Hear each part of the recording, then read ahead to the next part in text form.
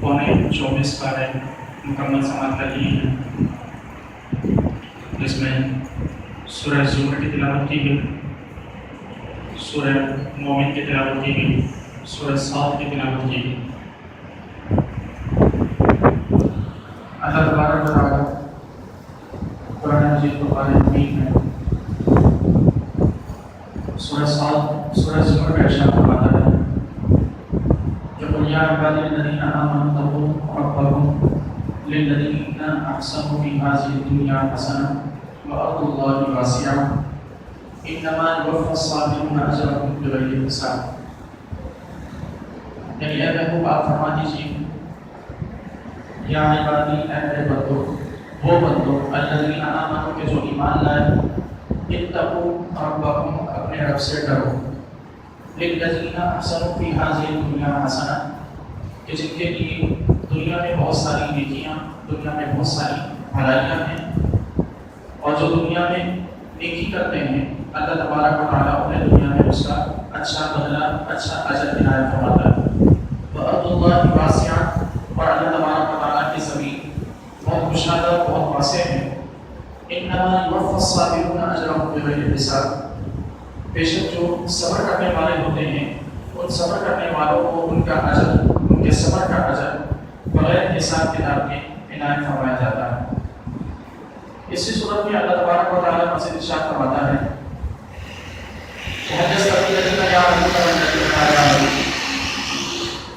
कि ऐ महबूब सल्लल्लाहु अलैहि वसल्लम, आप इन लोगों से पूछिए, आप सवाल कीजिए,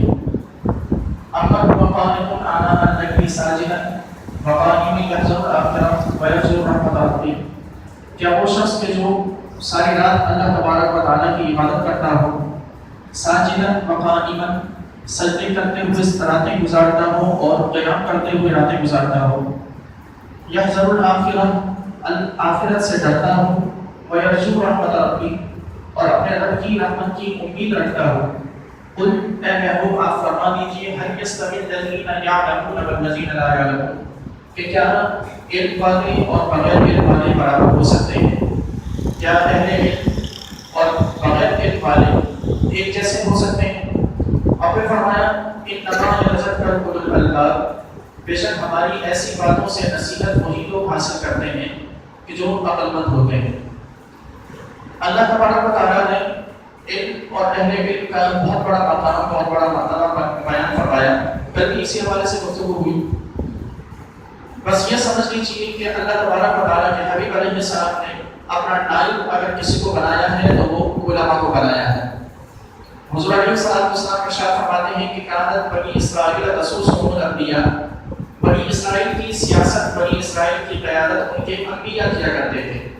लेकिन मेरे बाद चूंकि कोई नबी नहीं तो मेरे बाद मेरी उम्मत की क़यादत, मेरे बाद मेरी उम्मत की क़यादत उलमा, मेरी उम्मत के उलमा फरमाएं। और हुज़ूर अलैहिस्सलाम ने इरशाद फरमाया कि फ़ज़लुल आलिमी अलल आबिदी कफ़ज़ली अला अदनाकुम, कि मेरी कि जिस तरह एक आलिम की एक आबिद पर, आलिम और आबिद में फ़र्क यह है कि आबिद वो शख्स जो सारी ज़िंदगी अल्लाह की इबादत में गुजार दे लेकिन उसके पास दीन का इल्म ना हो, सारी ज़िंदगी वो अल्लाह रब्बे कायनात की इबादत करता रहे, रातों को जाग जाग कर इबादत करता रहे, दिन में रोज़ा रखे और सारी रात अल्लाह की इबादत में सर्फ कर दे। लेकिन हुज़ूर फरमाते हैं कि ऐसा शख्स जो सारी ज़िंदगी इबादत में गुजार दे, सारी ज़िंदगी अल्लाह रब्बे कायनात के हुज़ूर सजदा रेज़ होकर गुजार दे, इसके मुकाबले में एक वो शख्स है जिसके पास इल्म है और वो सिर्फ फराइज़ अदा करता हो, सिर्फ जो चीज़ें उस पर लाज़िम हैं वो उनका ख्याल रखता हो। हुज़ूर फरमाते हैं कि उस शख्स की फजीलत इस इबादत करने वाले पर ऐसी है जैसे कि मुझ मोहम्मद सल्लल्लाहु अलैहि वसल्लम की फजीलत तुम्हारे एक आम अदना उम्मती पर। यानी इतना बड़ा मकाम, इतना बड़ा रुतबा हुज़ूर अलैहिस्सलाम ने अहले इल्म को इनायत फरमाया। और ये रुतबा, ये मकाम जो हम बयान करते हैं, इसकी बयान नहीं होता कि सिर्फ और सिर्फ अल्लाह तबारक व तआला के हबीब ने फजीलत इनायत फरमाई, बल्कि इन फजीलतों के साथ अल्लाह तबारक व तआला ने इन पर जिम्मेदारियां भी बहुत रखी। इल्म की जिस कदर फजीलतें हैं उसी कदर जिम्मेदारियां हैं। और ये दुनिया का कानून हम सब जानते हैं कि जिसका ओहदा, जिसे फैसिलिटी ज्यादा दी जाती है, जिसका ओहदा ज्यादा होता है, उस पर जिम्मेदारियां भी बहुत होती हैं। तो यकीनन जो अहले इल्म अफराद होते हैं ان پر نہ صرف یہ کہ اپنی ذمہ داری ہوتی ہے بلکہ معاشرے کی اصلاح، معاشرے کے لوگوں کے عقائد کی اصلاح، معاشرے کے افراد کی اصلاح، یہ بھی اہل علم افراد پر ہی ہوتی ہے۔ جب حضور علیہ السلام نے اہل علم افراد کو اپنا نائب رکھا، اپنا نائب بنایا، تو ہمیں ایسے افراد کے بارے میں اپنی زبانیں استعمال کرتے ہوئے محتاط رہنا چاہیے۔ اہل علم افراد کے آپس میں اختلافات ہوتے ہیں، ان کے آپس میں جس حد تک جیسے بھی اختلاف ہوں، ہم پیچھے والے لوگوں کو، ہم عام لوگوں کو اس بات کا کوئی حق نہیں پہنچتا کہ ہم اہل علم جو افراد ہیں، جو علماء ہیں، ان کے بارے میں اپنی زبانوں کو غلط استعمال کریں۔ کہ یقیناً ادب بہت بڑی چیز ہے، اگر ہم ادب نہیں کریں گے تو اللہ تبارک و تعالیٰ نے ہمیں کچھ بھی عطا نہیں فرمانا۔ ہمارے یہاں کی ایک رواج، ایک رسم ہے کہ ہر گلی کے نکڑ پر کھڑا ہونے والا شخص اپنے آپ والے سمجھنے لگتا ہے۔ ہر گلی کے نکڑ پہ کھڑا ہونے والا شخص خود بیٹھا ہوا دین کے بارے میں طرح طرح کے فتوے دیے جاتا ہے۔ جسے دین کی الف اور بے کا علم نہیں ہوتا، وہ دین کے مسائل لوگوں کو بتاتا ہے۔ اس کا نتیجہ یہ نکلتا ہے کہ جو مسائل ہوتے ہیں اس کو لوگوں کے سامنے مسخ ہو جاتے ہیں، وہ ہمیں صحیح طریقے سے معلوم ہی نہیں ہوتے۔ آپ دیکھیں، کبھی نوٹ کریں کہ ایک مزدور جو مزدوری کرتا ہوگا وہ سارا دن محنت اور مزدوری کرے گا، لیکن وہی مزدور ہوگا کہ جس کو سارے دن کی اپنی عبادت کا پتہ نہیں ہوگا، اپنی معاملات کا پتہ نہیں ہوگا، دین کے بارے میں کچھ علم نہیں ہوگا، وہی مزدور جب رات کو ہوٹل کے کھٹے پر بیٹھے گا تو اس سے بڑا مفتی کوئی نظر نہیں آئے گا۔ آپ یہ دیکھیں کہ ایک شخص جو دنیا کی کسی بھی فیلڈ سے وابستہ ہے، وہ اپنی فیلڈ کا اگرچہ ماہر ہے، اپنی فیلڈ میں کوئی مقام، کوئی رتبہ کیوں نہیں رکھتا، لیکن دین کے بارے میں وہ لاغرض ہے۔ آپ دین کے بارے میں اس کی گفتگو سنیں، اپنے فیلڈ سے زیادہ وہ دین کے بارے میں باتیں کرتا ہوا نظر آئے گا، اور ایسی ایسی باتیں کرتے ہوئے نظر آتی ہیں، ایسی ایسی باتیں ہوتی ہیں کہ یقین جانیں کہ ان باتوں کو تو لوگ ایمان سے خارج ہو گئے۔ ایسی ایسی باتیں اور ایسی ایسی انتشار کرنا اور علماء کے خلاف ایسی ایسی بےہودہ باتیں کرنا کہ نہ صرف انسان بے ادب اور گستاخ کہلاتا ہے، بلکہ ایسے افراد کی گستاخی کرنے کی وجہ سے انسان کا اپنا ایمان خطرے میں پڑ جاتا ہے۔ حضور علیہ السلام کی حدیث ہے کہ آپ علیہ السلام نے ارشاد فرمایا کہ میں ایک مرتبہ مسجد نبوی کے دروازے پر میں کھڑا ہوا، اندر دیکھا تو دو افراد موجود ہیں، ایک سو رہا ہے اور ایک عبادت کر رہا ہے۔ مسجد کے دروازے پر میں نے شیطان کو دیکھا، شیطان سے پوچھا کہ تم اندر کیوں نہیں جاتے؟ شیطان نے کہا کہ دروازے پر اس لیے کھڑا ہوں کہ مجھے اندر جانے سے ڈر لگتا ہے۔ ارشاد فرمایا کہ تجھے کس سے ڈر لگتا ہے؟ کہا کہ جو سو رہا ہے میں اس سے ڈرتا ہوں۔ ارشاد فرمایا کہ جو عبادت کر رہا ہے تجھے تو اس سے ڈرنا چاہیے، جو سو رہا ہے اس سے کیوں ڈرتا ہے؟ شیطان نے کہا کہ جو عبادت کر رہا ہے وہ جاہل شخص ہے، وہ عبادت کر رہا ہے، مجھے ڈر اس بات کا ہے کہ وہ اس کی عبادت میں خلل ڈال دوں گا، اس کی عبادت میں کوئی نہ کوئی غلطی پیدا کر دوں گا، اس کے ذہن میں کوئی نہ کوئی شک ڈال دوں گا۔ لیکن جو ساتھ لیٹا ہوا ہے وہ عالم ہے، مجھے ڈر اس بات کا ہے کہ اس کی عبادت غلط ہونے لگے گی، وہ اٹھ کر اس کی عبادت کو صحیح کرا دے گا اور میری محنت ضائع ہو جائے گی۔ تو جب ایک عالم سے شیطان کس طرح ڈرتا ہے، اور ہم وہ افراد ہیں، ہم وہ عام لوگ ہیں کہ جن کی معاشرے میں کوئی حیثیت نہیں،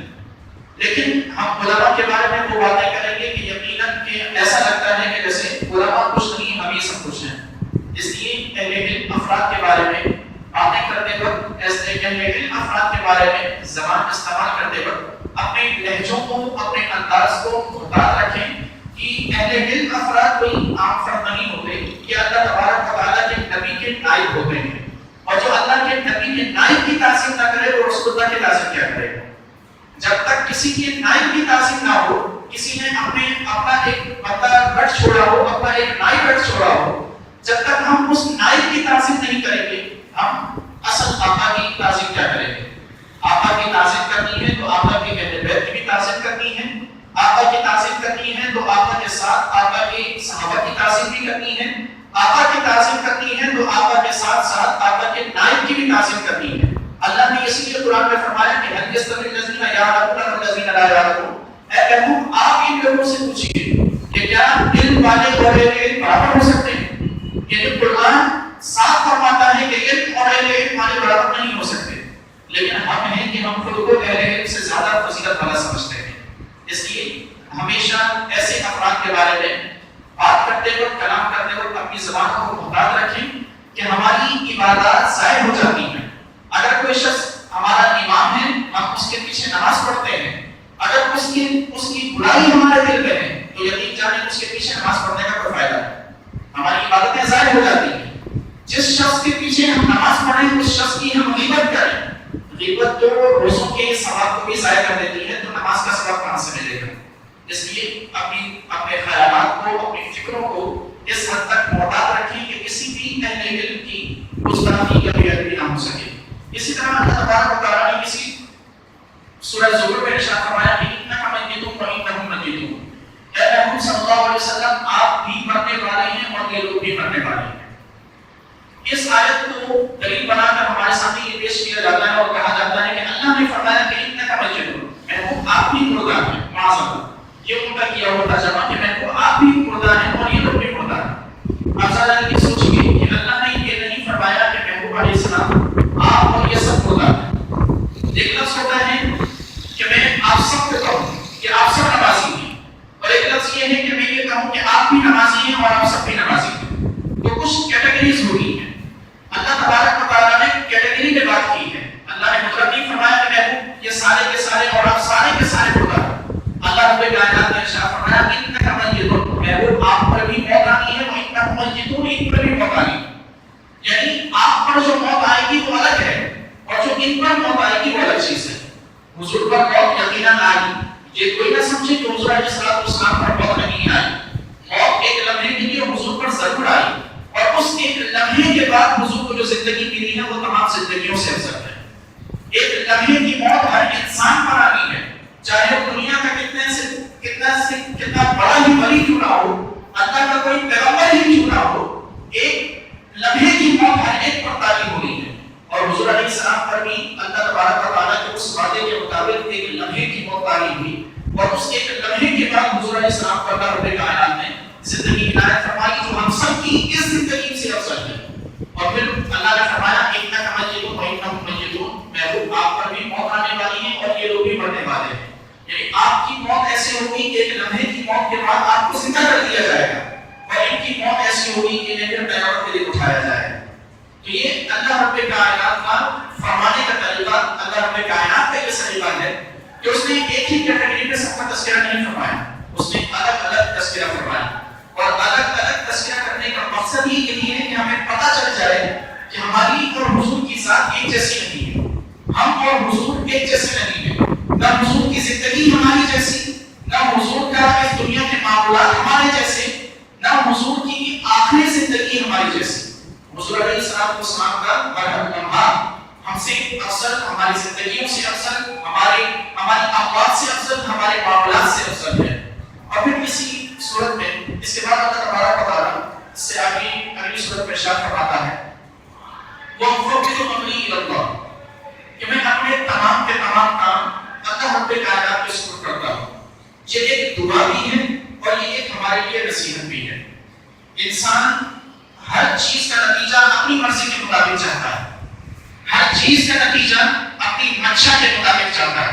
اللہ رب کائنات نے اس بات سے منع فرمایا۔ اللہ رب کائنات نے جو طریقہ سکھایا وہ یہ کہ انسان کوشش کرے، کوشش کرنے میں انسان کوئی کمی نہ چھوڑے، جس حد تک ممکن ہو سکے نیک و جائز مقاصد کی کوشش کرے، اور اس کوشش کے بعد نتیجہ خدا پر چھوڑ دے۔ وَأُفَوِّضُ أَمْرِي إِلَى اللَّهِ إِنَّ اللَّهَ بَصِيرٌ بِالْعِبَادِ، یعنی میں اپنی تمام تر کوشش کر چکا ہوں، میں اپنے معاملات کی تمام تر کوشش کر چکا ہوں۔ وَأُفَوِّضُ أَمْرِي إِلَى اللَّهِ، اب اپنا معاملہ اللہ کے سپرد کرتا ہوں۔ إِنَّ اللَّهَ بَصِيرٌ بِالْعِبَادِ، اللہ تبارک و تعالیٰ اپنے بندوں کو دیکھنے والا ہے۔ جب خدا اپنے بندوں کو دیکھنے والا ہے تو خدا اپنے بندوں کو بے یار مددگار نہیں چھوڑتا۔ جب خدا اپنے بندوں کو دیکھنے والا ہے، اور ہمارا ایمان، ہمارا عقیدہ ہے کہ خدا ہمارے ہر لمحے سے واقف ہے، اور وہ خدا کی جو 70 ماؤں سے زیادہ محبت کرتا ہو وہ اپنے بندوں کو کیسے تکلیف میں برداشت کرے گا؟ تو اس لیے اگر یہ سوچ اور یہ فکر ہے کہ ہر کام کا نتیجہ ہماری مرضی، ہماری منشا کے مطابق ہو، تو یہ خدا کی حکمت کے خلاف ہے، یہ خدا کی تقدیر، لکھی ہوئی تقدیر کے خلاف ہے، یہ خدا کی مرضی اور خدا کے منشا کے خلاف ہے۔ ہم پر لازم ہے کہ ہم کوشش کریں اور کا اپنے نتائج کی پوری ذمہ داری اللہ رب کائنات پر چھوڑ دیں. اسی کا نام توکل ہے اور اسی کے بارے میں اللہ نے فرمایا کہ وسیق الذین اتقوا ربهم الی الجنۃ زمرا